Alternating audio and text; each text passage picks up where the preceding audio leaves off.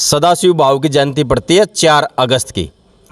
30 साल की उम्र में उन्होंने कहाँ से लेकर कहाँ तक 76% भारत पर भगवा फहरा दिया था भाई साहब। सबको एक लेकर चलते थे वो भाई साहब। और आज हमारा पानीपत का ब्राह्मण समाज इनको भूल चुका है भाई साहब।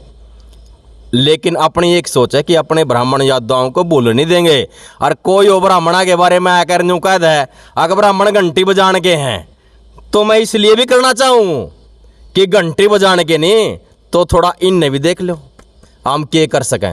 हम 36 बिरादरी के लिए अपनी जान दे भी सकें और ले भी सकें। इस देश की तरफ कोई लखा के देखा तो वो ब्राह्मण समाज है भाई साहब। लेकिन मेरी जहाँ तक कोशिश है कि मैं अपने समाज को एक ऐसी पहचान दिलाऊं जो पहचान हमारे से छिन गई है, जिस पहचान को मेरा समाज भूल गया है। अपनी पहचान के लिए लड़ाई लड़ता है रामरतन शर्मा, और इसलिए लड़ता है कि उसके पीछे बहुत बड़ा मेरा समाज खड़ा है। और जिनकी जयंती मना रहा ना वह भी आऊँगे, उनके वंशज भी आएंगे भाई साहब। आपको दिखाएंगे 7 अगस्त को ऐसा चमत्कार होगा कि इस चौथा जो ये लड़ाई याद है ना, तो ये चौथा ये प्रोग्राम है जयंती जो 261 साल की हमारी भूल थी, उसको इतिहास याद करेगा कि कालियाम पे क्या प्रोग्राम हुआ था। बस इतिहास बनाना दोबारा से चाह रहे हैं।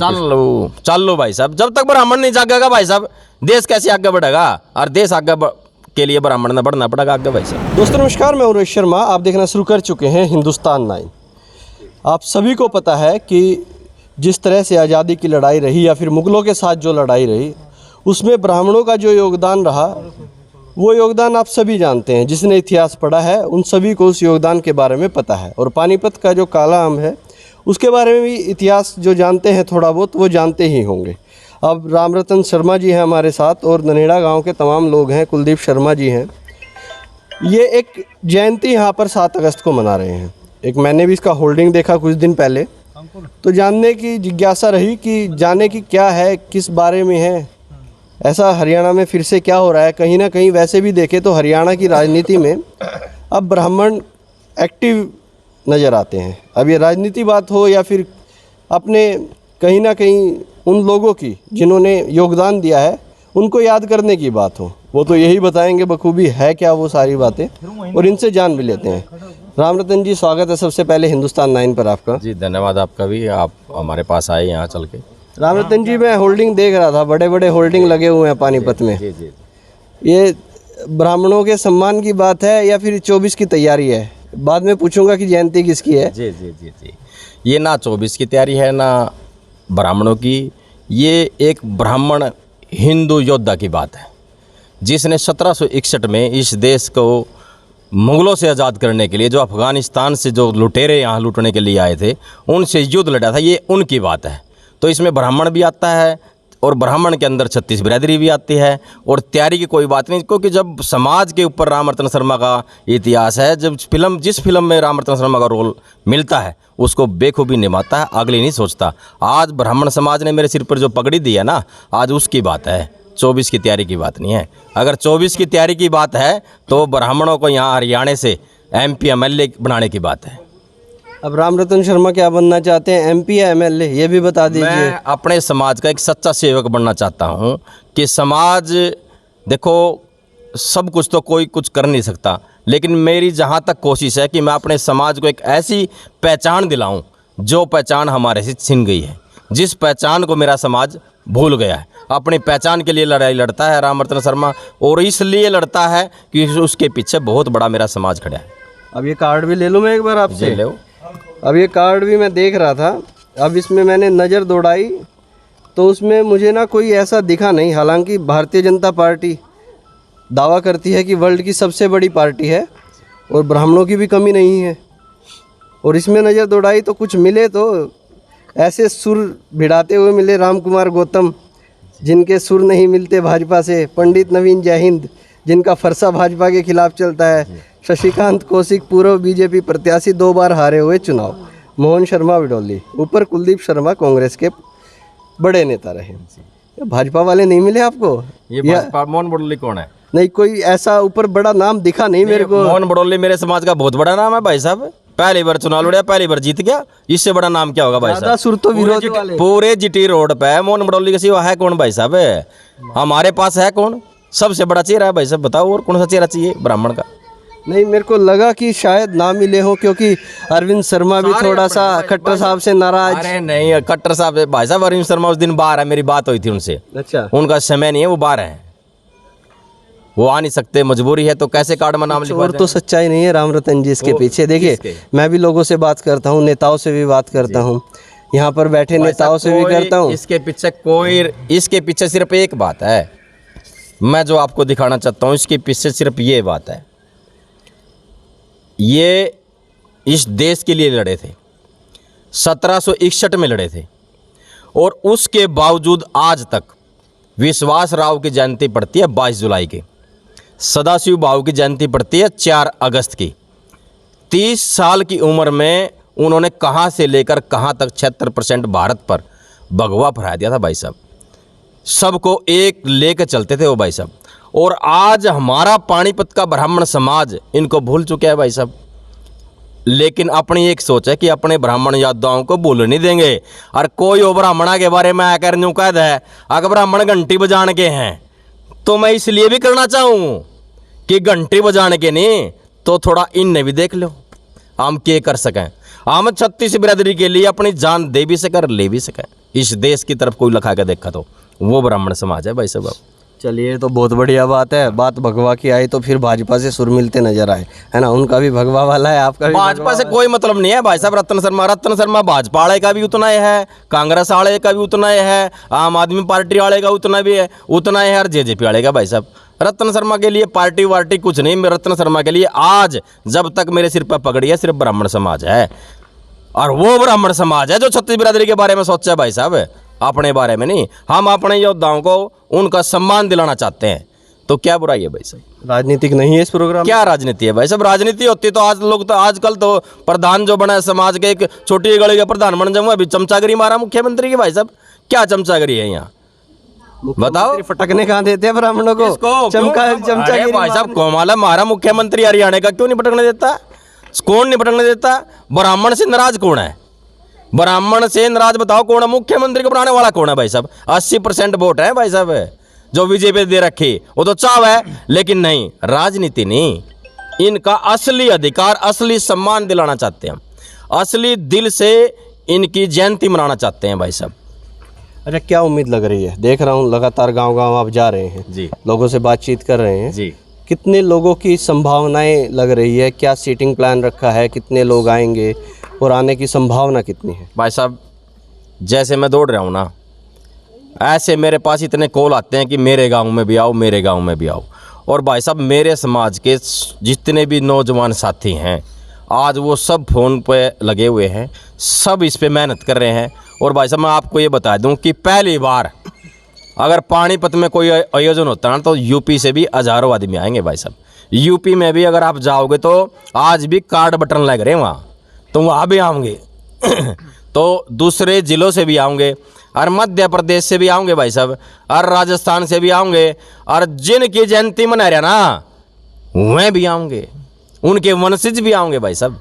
आपको दिखाएंगे 7 अगस्त को ऐसा चमत्कार होगा कि इस चौथा जो ये लड़ाई याद है ना, तो ये चौथा ये प्रोग्राम है जयंती जो 261 साल की हमारी भूल थी, उसको इतिहास याद करेगा कि कालेआम पे क्या प्रोग्राम हुआ था। बस इतिहास बनाना दोबारा से चाह रहे हैं।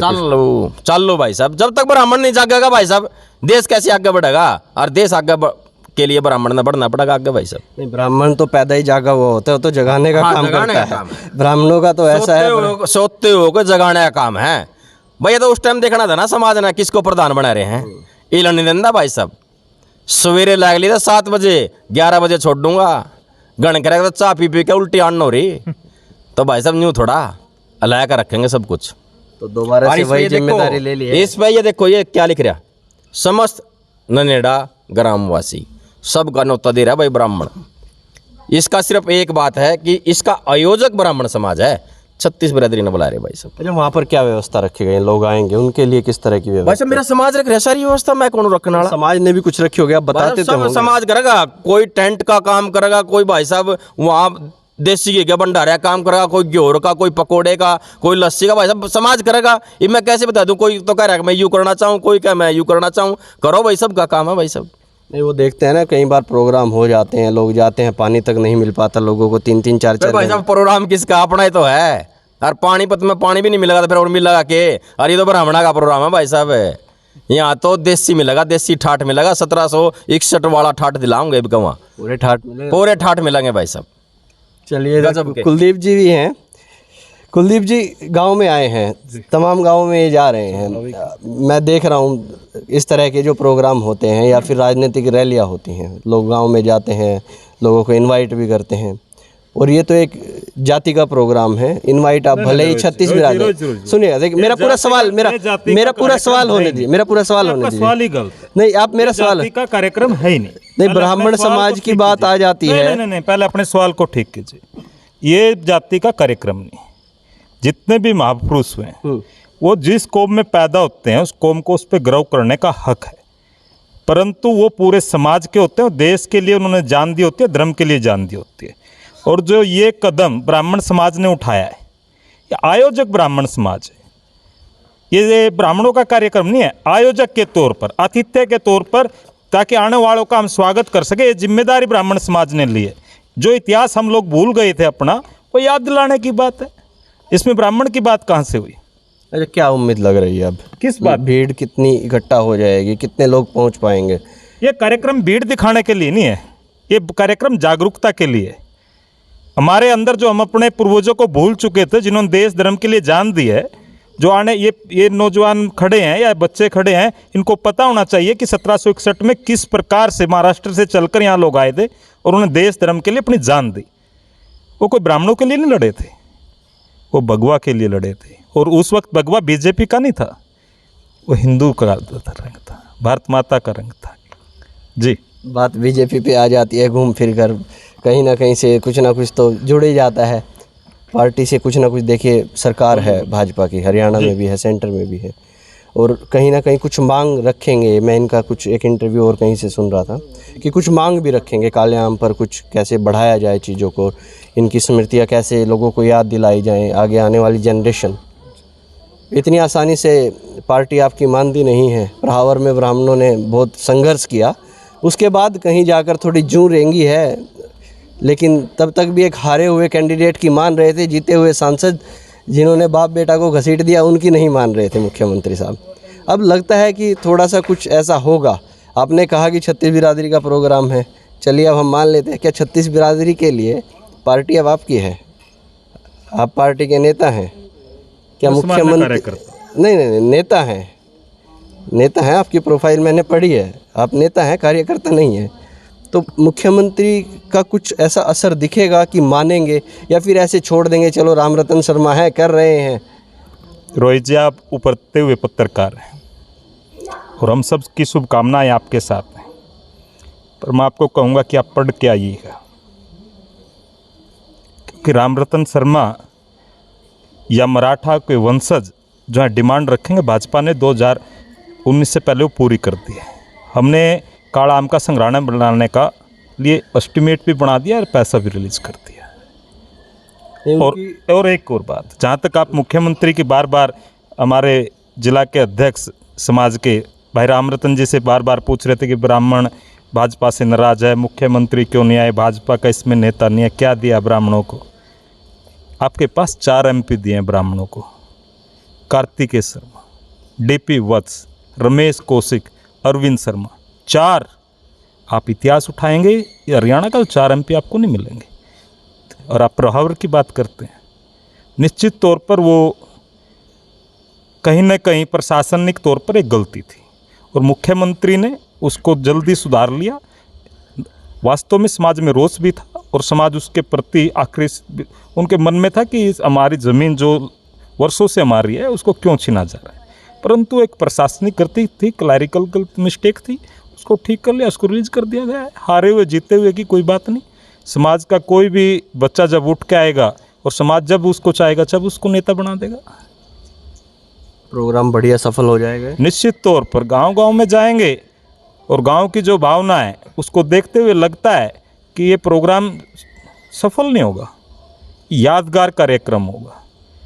और ये जो प्रथा पानीपत से है ये महाराष्ट्र तक जाएगी। वहाँ भी लोग इसको ज़बरदस्त तरीके से मनाने का काम करेंगे। चलिए ये देखिएगा, यहाँ पर ये गांव है पानीपत का नन्हेड़ा गांव, और यहाँ पर तमाम लोग हैं और सभी सवालों के जवाब हैं। ऐसा कोई सवाल हमने नहीं पूछा कि क्या होगा, कहाँ से होगा, जो ज़मीनी सवाल हैं। कुछ लोगों को लगता है कैसे मुख्यमंत्री से ब्राह्मणों की नाराज़गी है या मुख्यमंत्री की ब्राह्मणों से नाराज़गी है। भाजपा के नेता भी यहीं पर मिल गए और प्रोग्राम करने वाले सभी लोग भी यहीं पर मिल गए, दोनों सामने हैं और बड़े क्लैरिटी से चीज़ें सामने भी आ गई हैं। अब तक के लिए इतना ही। आप देख रहे हैं हिंदुस्तान 9, मैं हूं रोहित शर्मा। जय हिंद।